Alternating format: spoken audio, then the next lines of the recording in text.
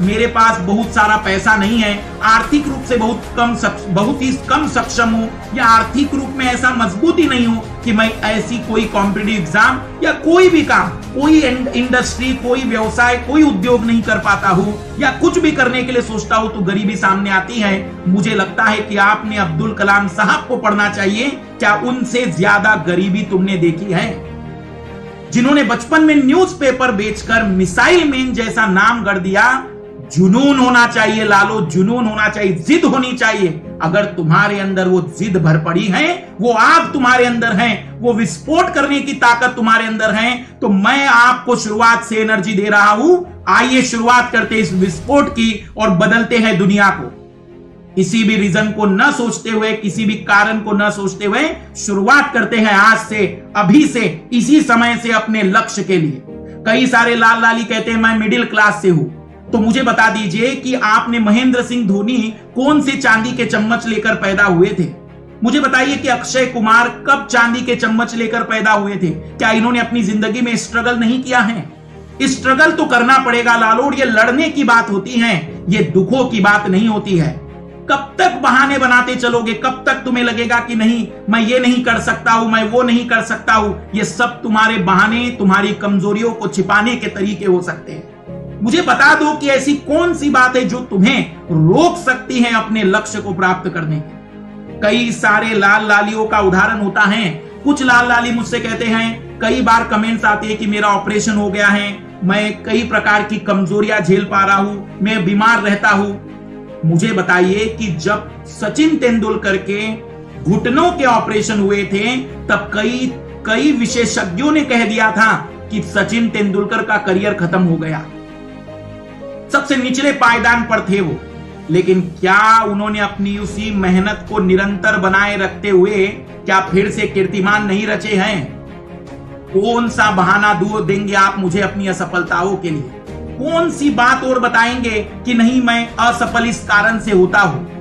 आपके जो बहाने हैं वो आपकी अपनी कमजोरियों को छुपाने के विकल्प है। आप एक बार देखिए तो सही, आपके चारों ओर जितने लोग सफल हुए बैठे होंगे, आपको मिलेगा कि हरेक ने अपनी जिंदगी की लड़ाई अपने तरीके से, अपनी लड़ाई के अनुसार तय करते हुए जीती है। आपके पास समय है, आपके पास एक बेहतरीन विकल्प है, जब आप अपनी इस लड़ाई को बहुत ही नए रूप में प्रस्तुत कर सकते हैं। मैं आपको कई बार, जैसे कई लाल लाली कहते कि कोई मेरे साथ नहीं होता है, जब भी मैं बात करता हूं तो घर वाले विरोध करते हैं, अड़ोस पड़ोसी विरोध करते हैं, दोस्त लोग कहते कि तुमसे इतनी बड़ी एग्जाम नहीं निकल पाएगी। मैं आपको याद दिलाने के लिए बता दूं, महात्मा गांधी जी जब दक्षिण अफ्रीका में थे, तब वहां भी उनका साथ देने के लिए कोई तैयार नहीं था। यहां तक कि जब वो भारत में आए थे, तब भी उनके साथ देने के लिए कुछ गिने चुने लोग भी नहीं थे।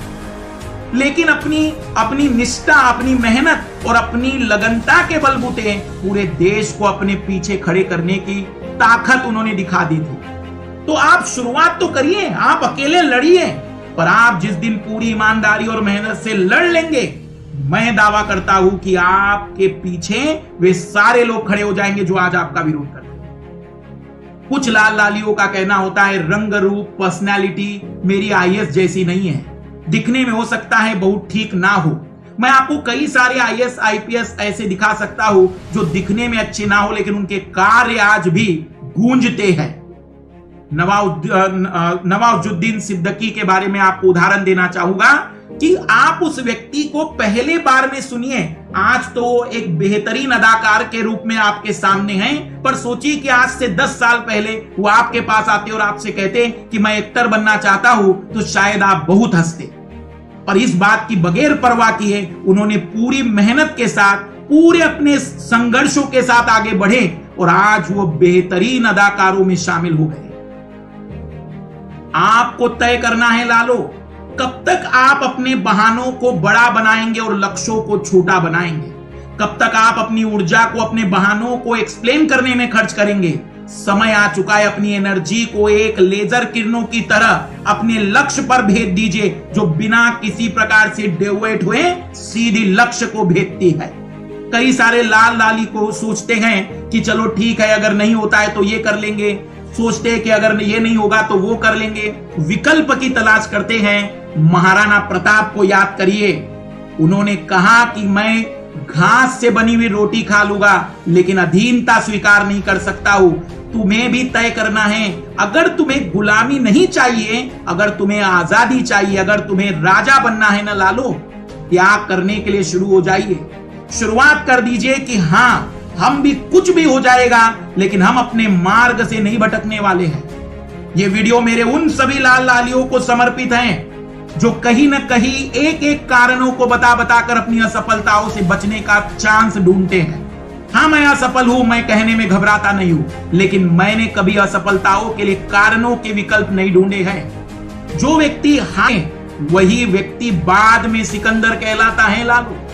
मैं आपको बताऊं कि कई सारे लाल लाली मुझसे कहते हैं कि उनसे पीटी फेल हो गया, स्टेट का पीटी फेल हो गया, एसएससी का पीटी फेल हो गया। कोई बात नहीं, पर आपके अंदर लगन है, जुनून है, आप मेहनत करने के लिए तैयार हैं और हार से न हारने के लिए तैयार हैं, तो ये एग्जाम आपके लिए बनी है। अब्राहम लिंकन के बारे में क्या कहेंगे जो कोई चुनाव नहीं जीत पाए थे?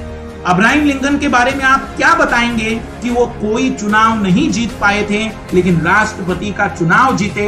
इन सारी हार के बावजूद भी उन्होंने अपनी जीत को तय करवाया। क्या आपको नहीं लगता है इससे ज्यादा बड़ी हार कुछ और हो ही नहीं सकती है लालू? आपके लिए जरूरी है कि आप क्या सोचते हैं। आप अपने लक्ष्य को भेदने का सोचते हैं या आप अपने विकल्पों को ढूंढने का सोचते हैं जिससे आप अपनी असफलताओं को छिपा सकेंगे।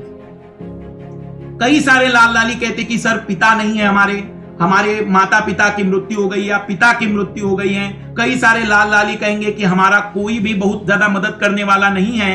आपको मैं बता दूं कि ए आर रहमान के पिता की भी मृत्यु बहुत ही उनके कम आयु में हो गई थी, पर लड़े हैं। मैं आपको छोटा सा उदाहरण दूं, लता मंगेशकर, जब उनके परिवार की जिम्मेदारी उन पर आई तो उन्होंने अपना पहला गाना केवल परिवार का पालन पोषण करने के लिए रिकॉर्ड किया था, पर उसी में लगन की, उसी में मेहनत की, उसी में आगे बढ़ते चले गए। और आप जानते हैं कि उनसे ज्यादा गाने वाला शायद ही आज भी कोई पृथ्वी पर विद्यमान है। सवाल ये नहीं है कि आपके पास कारण कितने हैं, सवाल ये है कि आपके पास एक वो कारण है जो आपके लक्ष्य तक आपको पहुंचाने में मदद कर सकता है।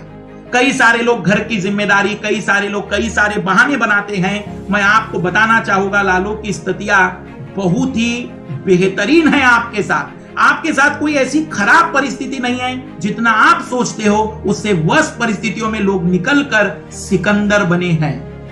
एक और उदाहरण मैं देना चाहूंगा चंद्रगुप्त का। आपको पता होगा कि धनानंद के पुत्री के प्रति उनका प्रेम हो गया था और वह अपनी माता को भी प्राप्त करना चाहते थे उनसे। तब चाणक्य से एक बार चर्चा कर रहे थे कि अब मैं सम्राट बन गया हूं, अब तो मैं पुत्री को भी और माता को भी प्राप्त कर लूंगा, तो मुझे युद्ध करने की कौन सी आवश्यकता है? तब चाणक्य ने कहा था, यदि बिना कुछ खोए सब कुछ प्राप्त हो जाता तो भारत के प्रत्येक घर में 100 सम्राट हो जाते। आपको लड़ना पड़ेगा लालो, आपको अपनी एनर्जी को जमा करना पड़ेगा, आपको फोकस करना पड़ेगा और आपको अपने सारे दुखों कठिनाइयों का सामना करना पड़ेगा, क्योंकि आपकी कठिनाइयां बहुत ही कम हैं। मुझे पुराने हिंदी फिल्मों के गानों में गाना सा याद आता है कि दुनिया में कितना गम है और मेरा गम कितना कम है। लगेगा आपको कि आप बहुत दुखी, आप बहुत तकलीफों में हैं, लेकिन एक बार जरा दुनिया के दुखों को झेल कर देखिए, महसूस कर देखेंगे तो आपको फील होगा कि आप उनकी तुलना में 10% का भी दुख नहीं झेलते। कुछ लाल लाली कहेंगे कि मेरे परिवार की कुछ समस्याएं हैं, कुछ लाल लाली कहेंगे कि बहुत सारे दुख है अलग अलग तरीके के। तो मैं आपको बता दूं कि जब विराट कोहली दक्षिण में मैच खेलने गए थे तब उनके पिता की मृत्यु हो गई थी, पर वो अपने क्रिकेट मैच से नहीं हटे, 100 रन बनाए और जब वो मैच खत्म हुआ तब उन्होंने अपने पिता का अंतिम संस्कार किया था और आज वह फर्स्ट क्रिकेट की दुनिया के सबसे बेहतरीन बल्लेबाजों में शामिल हैं। मैं ये उदाहरण आपको क्यों दे रहा हूं? मैं ये बताने के लिए दे रहा हूं कि इतिहास बनाने वाले जितने लोग आप देखेंगे उन्होंने भी तकलीफें, दर्द झेले हैं। तुम अकेले नहीं हो। और अगर तुम्हें लगता है कि तुम अकेले हो तो तुम इतिहास बनाने वाले तो नहीं हो, क्योंकि इतिहास बनाने वालों की भीड़ जितनी आप देखना चाहोगे, खोजना चाहोगे, उन सब ने अपनी लड़ाइयों को लड़ा है।